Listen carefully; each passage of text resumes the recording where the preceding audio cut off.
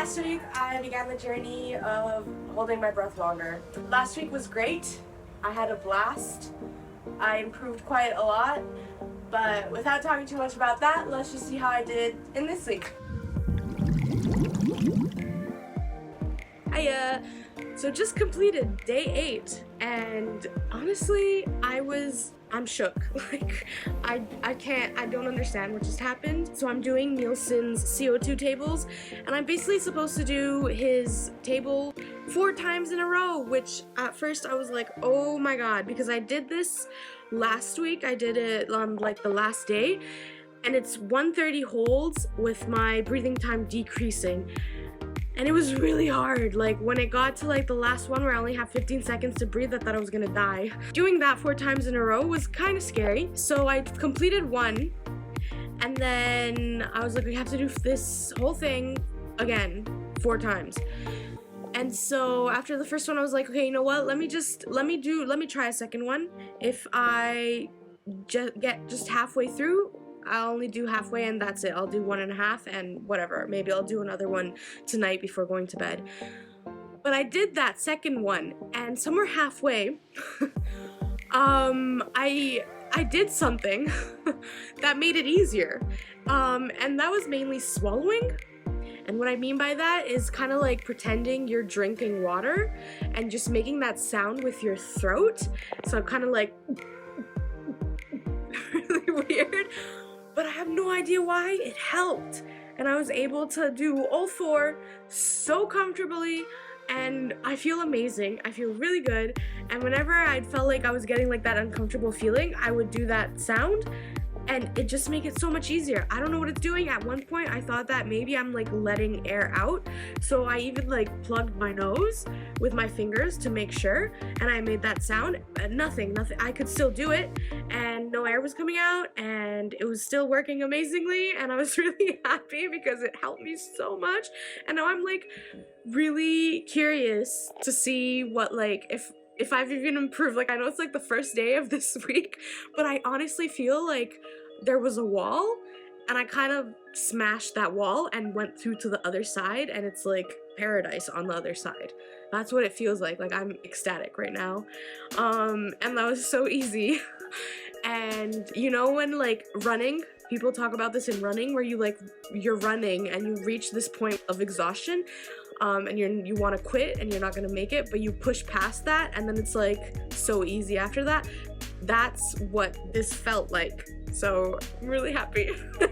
I'm also like, I feel like I've just done a workout, and like I have like dopamine has been released or something. Like, I feel good.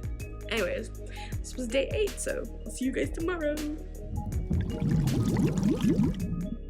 I thought it was going to be hard because it was an O2 table. It's a stamina O2 table today, and each breath hold your time increases by 5 seconds. So you start off by doing the first breath hold, which is 120, and then it just increases by 5 seconds each time, and the last round is basically you have to hold your breath for 2 minutes and 5 seconds, and I was kind of scared of that.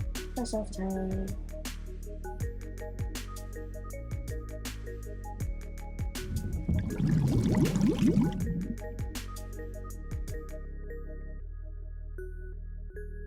Breathe.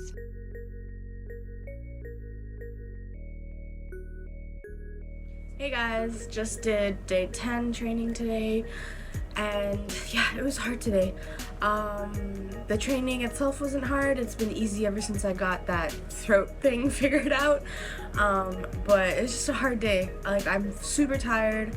I had 0 motivation to do this. I've got cramps. I just don't feel good. But I did it. I did all the 4 workouts. So it was the Nielsen's CO2 table, which you have to do 4 times in a row. I did all 4. Easy peasy, lemon squeezy. And yeah, and now I'm in myself a coffee, and I hope it's gonna help me wake up, because really I just want to lay in bed all day and like binge Netflix. But yeah, that was my day today, so I'll see you guys tomorrow. Bye. Hey guys, so I thought I'd switch it up today. Today is day 11. I've already done the training. That went by super easy, but I thought I would do a breath hold attempt for you guys today. So this is my third attempt. The first two did not go that great. I think my first one was like 125 and the second one was like 230. And this is my third one. And honestly, like, what? 4 minutes? Not just 4 minutes, but 4:09? Like, how? I'm just blown away once again. This is on land, which I, for some reason, find so much easier than in the water. So you guys are gonna have to wait till Monday to see my water attempt and see what that's like, because I'm honestly scared of that. But anyways, I'll see you guys later. Bye!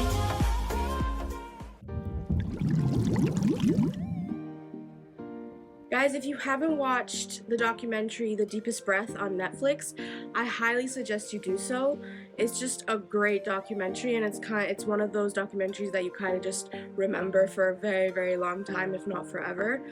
And it's kind of what reignited my desire to be able to hold my breath longer underwater. It's been something I've always wanted to do, but I've kind of just always put it on the back burner. But watching this documentary, it kind of like was like, okay, we're gonna do this. So highly suggest you watch it. So here's my third attempt. I did 2 more attempts before this one, and they were all in like the 2-minute range. But this is my third attempt, and quite happy with it. Could have been better, but it's good. It's an improvement, so it's good. It was definitely a little bit disorientating being in the sea. There's people around me screaming and talking, and I was just like listening to them, and I guess it's kind of hard relaxing because you don't know if you're gonna crash into those people or whatever. But yeah, other than that, it was okay. The waves, it was a bit like wavy, and so that was also a bit disorientating. But yeah, other than that, I'm quite happy with this result. So 333, I mean, that's like a 30-second improvement from last time, so yay! That was tough. 333. Nice. So if you've reached the end of this video, first of all, thank you. It means a lot to me for everyone that watches this. And now I'm going to share kind of what I wrote down during this week, what I saw helped, and some things that I obviously want to work on. But yeah, my first point is ventilation is important. So you don't want to be breathing in too much air before your breath hold, but you don't want to be breathing in too little air before your breath hold. So you kind of have to play around with it and see what works and what doesn't. Sometimes I breathe way too fast, and like I don't think that's good. Probably hyperventilating before a breath hold is not good because it can lead to blackouts, which I don't want to happen. So that's something that I'm still kind of working on, and I hope I'll get better at with the more times I do this. My second point in here is making sounds with your throat helps. So I came about this like at the beginning of the week. My week started out great, by the way, and once I figured out these like swallowing sounds, it was just like pressure was being released, and I think I was kind of like moving stuff inside, like moving the carbon dioxide inside. I have no idea if that makes sense, if that's even possible. It really helped. Like as soon as I would do that, I would get kind of like this peaceful feeling, and it was like I had just started my breath hold. It wouldn't last super long, but it helped me immensely. So that's something else that if you're trying this, you might want to try swallowing or making some sounds with your throat. When I did this, I did also plug my nose, because at one point I was like, this is too easy, like am I letting air out when I do this? And I would plug my nose and I would do it, and I wasn't letting air out, and again the same feeling of just like, this is easy. Definitely something you should try out if you're doing this. My last point on here is head position. When I'm doing this on like dry land, and I'm doing it mostly on my back, it is the most easiest position because you're not like, your body is relaxed, you're not using any muscles to like keep you upright. But if you're doing, say, like almost hour-long training sessions, it can get kind of irritating to be always on your back. Like, at least for me, like I don't even sleep on my back. Rarely do I sleep on my back. I'm always flipping around and stuff. So something to play around with is your head position. I notice sometimes that if I just like angle my head sideways or turn it to the other side, or just like even move it, I can kind of relax my body again. And sometimes, I don't know, for some reason holding my head to the side helps me hold my breath longer. It's weird things, but definitely things to keep in mind and play around with and see what works for you. But yeah, those are all my like tips from this week. So this week I had a, let's say, 30-second increase on my breath hold time in the water, and yeah, I'm happy with it. Do I wish it was more? Definitely. I think that's just human nature to always want it to be more, but I'm happy with it. Being in the water is totally different to being on land and holding your breath on land. And like I said, although I'm not scared of the water or anything, it's a stressful situation. If you're not wearing goggles, you can't see, there's people around, you can hear their voices. And if you're doing this like I did in the sea, then there's waves and you're like moving around and you don't know if you're gonna like crash into someone.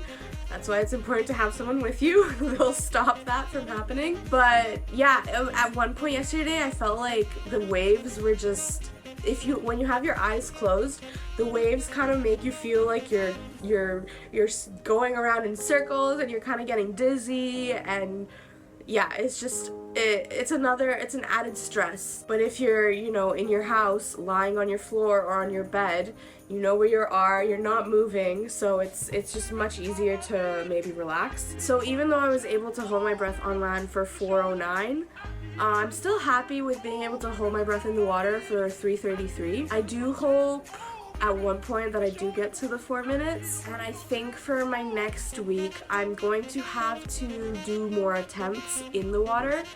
It is also probably a psychological thing, like I've gotten used to being on my back, lying down and relaxing and just holding my breath. So now I kind of have to get used to the whole being in the water and doing this. So I definitely want to do that for the next week. So for my third week, I am kind of a bit nervous. I've got my laptop here just so I can read you some stuff from Alexander Nielsen's step-by-step guide to holding your breath for 5 minutes. And this is week 3. I'm gonna be starting week 3. So in this week we're going to be getting used to low oxygen and hypoxic resistance. And so he says that in this training you will be working on your hypoxic tolerance, meaning that you will train yourself to stay awake without blacking out even if you have low oxygen saturation. So that's kind of scary. Like, I was able to hold my breath to 4 minutes and I definitely pushed it. I don't know if I could have gone longer than that, than the 4:09, without blacking out. I don't know what that's like. Like, how can you push yourself to hold your breath till you black out? It's just, to me, I don't understand that. So I'm just wondering how I can even know when I'm going to black out, because I feel like my body won't even let me get close to that. I don't know, I don't even know if anything I've said makes sense. So this third week is going to consist of longer breath holds with more ventilation in between each breath hold. And it does say that at this point you will probably be able to have 2 minutes of comfortable phase, followed by around 2 minutes of contractions and the urge to breathe. So now the breath hold is hopefully around 4 minutes altogether. Yes, my breath hold is around 4 minutes, but I honestly feel like I never want to do that again, but I know I should. 2 minutes of contractions sounds scary to me. Basically, it's not the contractions, it's just the uncomfortable feeling of wanting to breathe and being like, no. He says that this is the last part of the breath hold, and it's the most challenging part, so yay. You get the strongest urge to breathe at this phase, and the urge to breathe will morph into a sudden euphoric feeling when you start getting hypoxic, Hypoxic means low on oxygen. And he says here, it's important to notice your own symptoms. Everyone has their own hypoxic symptoms. Some have tingling in their fingers, some hear ringing in their ears, or narrowing of the vision field. So notice your symptoms and use them as a sign to start to breathe again. When you start to get over 4 minutes, open your eyes and try to stay clear and pay notice to any change in the sensations.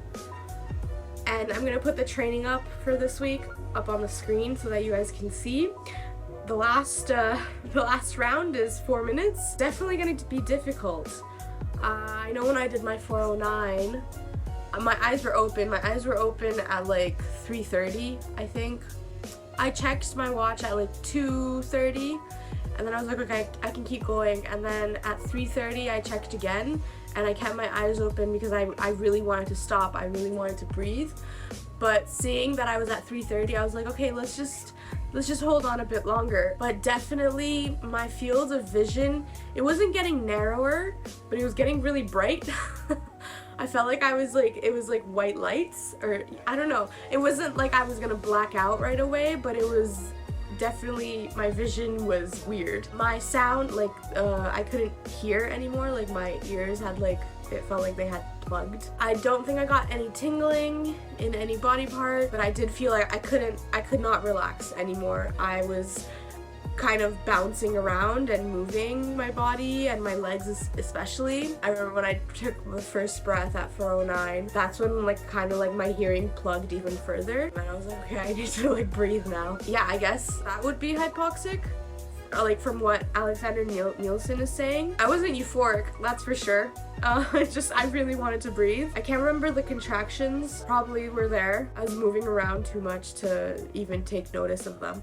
But yeah, so that's gonna be the 3rd week, and hopefully I can do it. I'm not gonna beat myself up if like I can't. I am still going to try to do his training every 2nd day like he says, and I'm gonna try my best and just hope that I make it, you know? But if I don't, it's fine. I'll just, even if my month is over, even though if the month of August is over, I'll keep doing this, and until I get to, you know, the 4 minutes and then the 5 minutes. I guess 5 minutes is my goal. I can say that now. I want to be able to hold my breath for 5 minutes, but more importantly, I want to be able to do that in the water. So however long this is gonna take, I'm gonna still be doing it, and even if I don't make videos about it, like I'll make update videos, but once the month of August is over, it won't be like so scheduled, but I'm still gonna be doing this because I really want to get to the 5 minutes, and once I get to the 5 minutes, I'll make a video about it. But anyway, so that's all for this week, and hopefully you'll stick around and you'll see what my 3rd week is like. Bye!